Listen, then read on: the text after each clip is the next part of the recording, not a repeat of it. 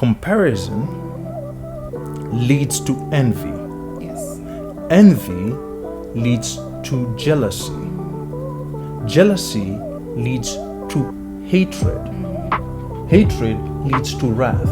Wrath leads to murder. Yeah. The panelists said it's so interesting that when a lot of leaders see maybe a younger person or a newer person it looks like they're going to outshine them. Yeah. They do everything in their power to block them.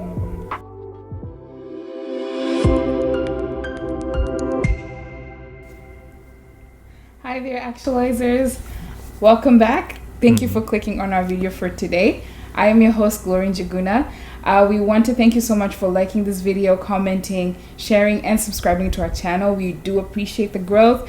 We appreciate you also being here, and we thank you so much. So here with us today, we have our founder, Dr. C, who has done the thing to be here. And of course, you being here as well, it's an honor, honestly. So Dr. C, we have an amazing title for today. Looking forward to hear it. You ready? All right, let's go. Comparison. Wow. You are an apple, but you want to be an orange. Comparison. The challenge of comparisons. Yes. Wow. Okay. Now, I am an apple today. Okay. I'm going to compare myself and come on. I want to be an orange. All right. All right. Now, why do people compare themselves to others? And what are the underlying motivations? All right. Now, there are two ways to look at this. Okay. The negative and the positive. Let me start with the positive, because I like to start with the positive. Yes. You are comparing in order to deal with what is called best practices. So you look at yourself and you say, based on so and so, or based on such and such organization, are we doing the best we're supposed to be doing? Correct. So there's a positive way you can look at it when you're saying, I'm doing it for best practices. Now, let me look on the other side where most people actually are thinking. Thank you. All right. Which is comparing based on a couple of factors. Insecurity. Yeah. Hey, you're answering another question, but go ahead. The fact that there's a high level of insecurity. Yeah. Number two, fear. Yeah. Fear of being overtaken because somebody else may be better than you. Yeah. Which also is built off insecurity. Yes. So that can lead you to continuously compare, which can build something called jealousy. Dr. C, you're answering the next question. All right. Okay, I'm going to stop there then. No, it's good. Go ahead. All right. And jealousy leads to dysfunction and self-sabotage. Yeah, it's true. Yeah. Now, okay, do you want to hear the second question? All right, where I'm saying you're answering it? Okay. So it says, what are the negative effects of excessive comparison, such as envy and low self-esteem? There you go. Yeah. When you have low self-esteem, you will become envious. Yeah. And you will actually hate someone, talk negative about someone, belittle someone, or try to sabotage someone because you're too insecure. Yeah. And the reality is, it's not a time or a topic to be self-righteous about. Okay? Many times, many of us were the big guy on the block. Of course. Right? You are the main person. Right? Yes. When do I kusema? Of course. You are the main boss. boss. You're the big boss. And there comes somebody who is more right, tight, feet, whatever you want to say. And all of a sudden now you're like, oh my goodness. If the thing is, it's not natural to celebrate the greatness of another. It is not. Especially if you have been good. Yeah. And so you'll start saying like, you know what, I do it a little bit better. Yeah. Actually, you won't even start talking about yourself. You start saying, why are they not doing it? You start talking about stuff you yourself don't do. Yeah. There's a level of insanity. Yeah. in comparisons.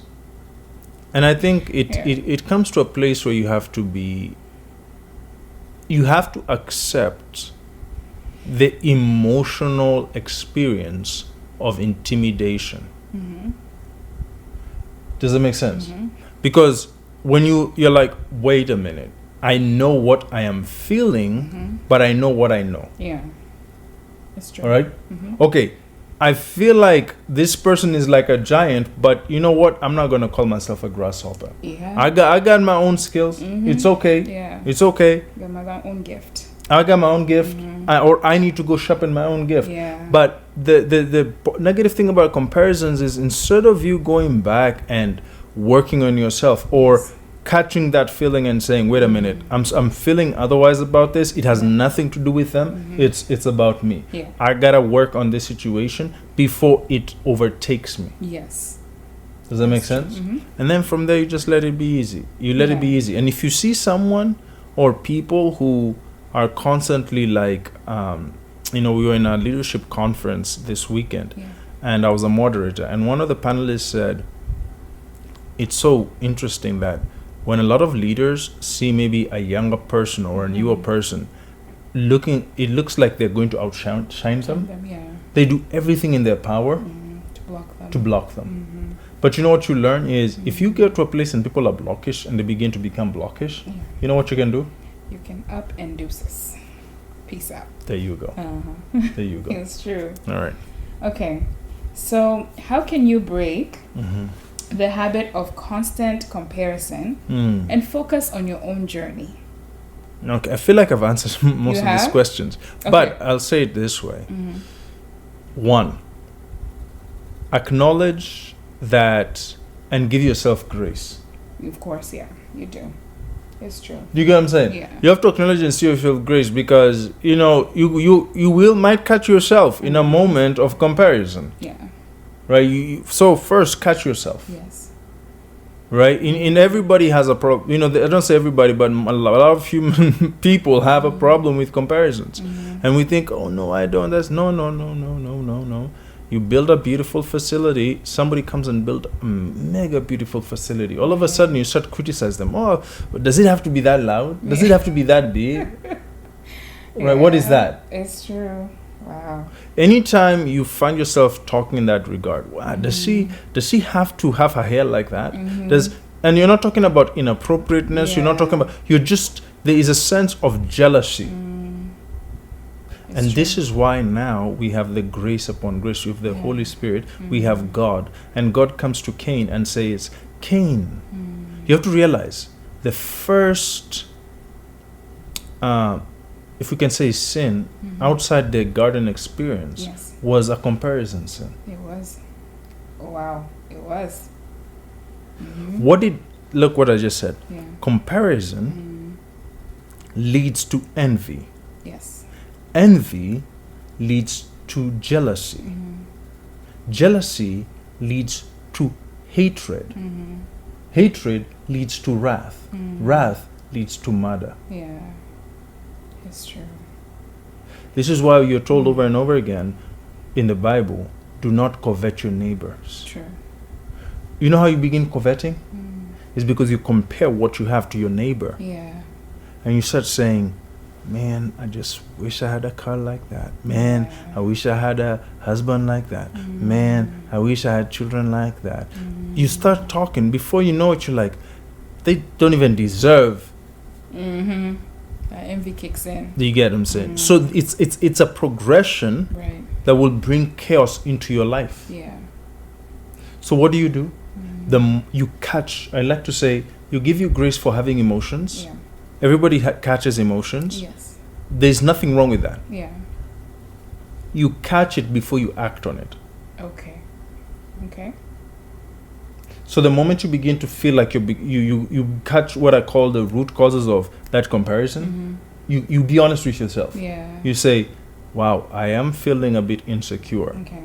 I am feeling, and why? Then that's when now you start to diagnose. What about that person's situation that is making me feel insecure? Right. Okay. And then you can be able to begin to free yourself by realizing it's not them who has a problem, it's you. It's you, And making peace with yourself. yeah. Because there are things people have that you can't get, Yeah. right? It's natural. It's And there are things that, so that's what you have to do. Yeah. You have to just be like, wow, okay, they're good. Yeah. And then, you know what might be actually interesting? You might begin to say, like Jonathan, all right, you actually can be a better king than me, David. You override your ego. Yeah. Otherwise, you'll do the same comparison. And what happened? Let me give you another example of comparison. Saul killed his thousands. David has killed his tens of thousands. Yeah. When Saul began to compare himself to David, what was the next thing that happened? Try to kill David. Boom.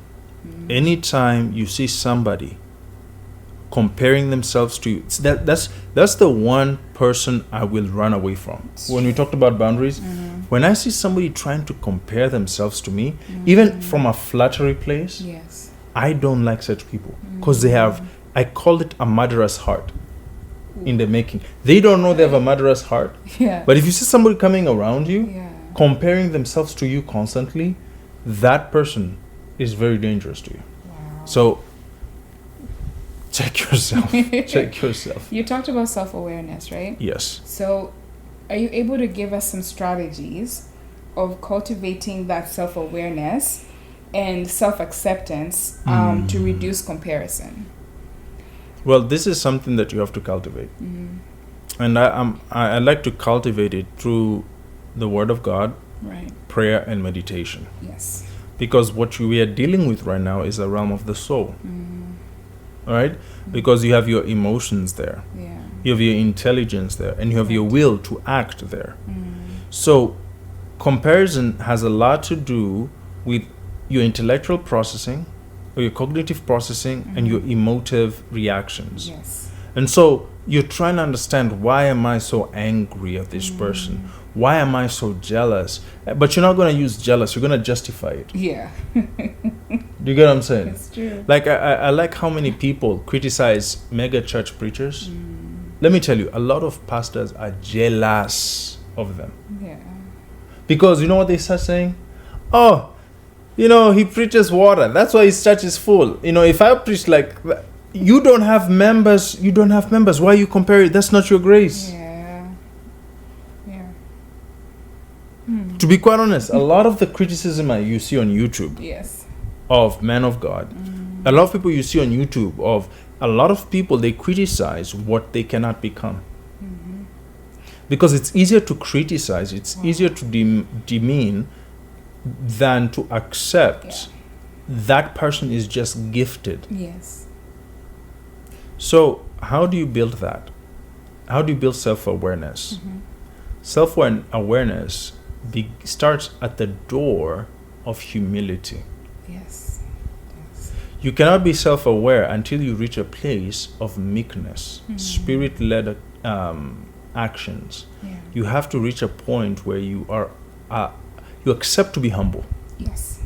and you just get to a point and you say, you know, this is what you have to learn. I am okay with me, and guess what? I'm the best me that can ever exist in the universe. There's nobody who can be greater than me at being me. That's true.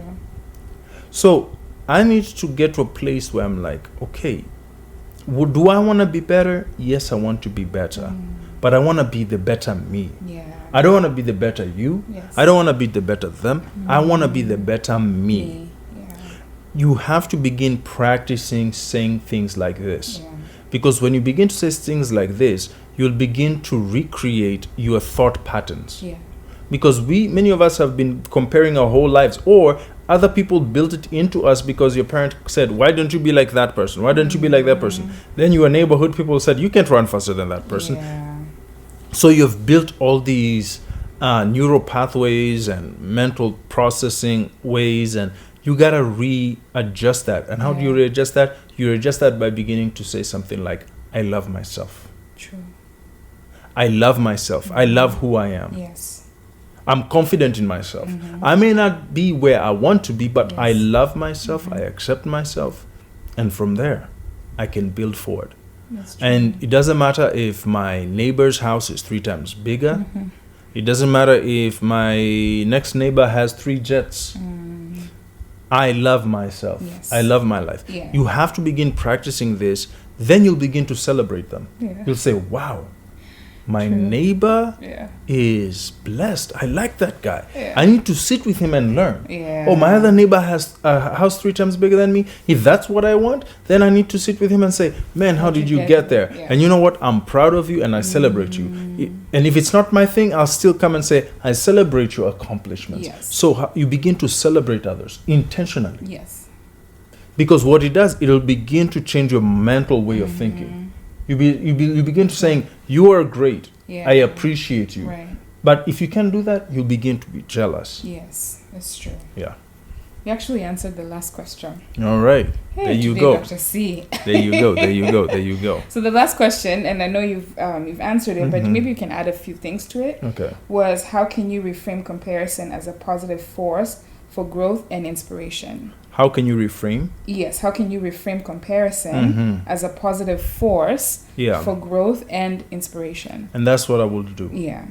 First, I will deal with my own insecurities, deal with my own problems, my own shame. There's also shame that leads you to comparisons because Yes. you're looking at where you are, you're looking at where your peers are. That's So true. once you overcome shame, Yeah. once you love yourself, once you love your life, once you accept that you have your own path and forget other people, let them live their own lives, right? And the other thing too is it's not only you, it's got to be a spouse thing.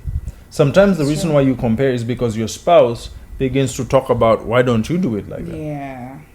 So reaffirming each other like, hey, you are good enough, you are godly enough, you Yeah. don't need to be like so and so. Yes. That you have to reaffirm your spouse, reaffirm yourself if you're single maybe, Yes. and then from there begin to do what is called best practices, which Yes. is I appreciate you, I like what you're doing, I'm so proud of what you're doing, I even like that you're ahead of me.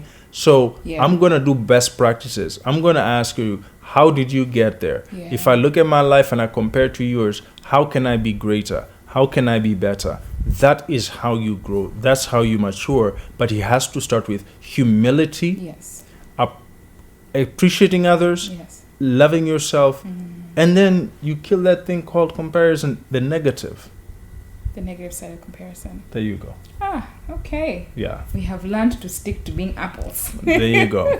There you go. Thank you so much for clicking on this video. Thank you for taking the time to listen to us, taking the time to also download and be a sponge. We really do appreciate you. Thank you for liking our video, commenting, sharing, and subscribing to our channel. Yes. We appreciate you so much. And with that, Dr. C, anything else? Keep actualizing. Keep actualizing. Welcome to Actualize Talks, your destination for purpose discovery, setting vision goals, and fostering leadership growth. I'm joined in studio by Dr. Casper. Joining me now in the studio, we have Dr. Casper.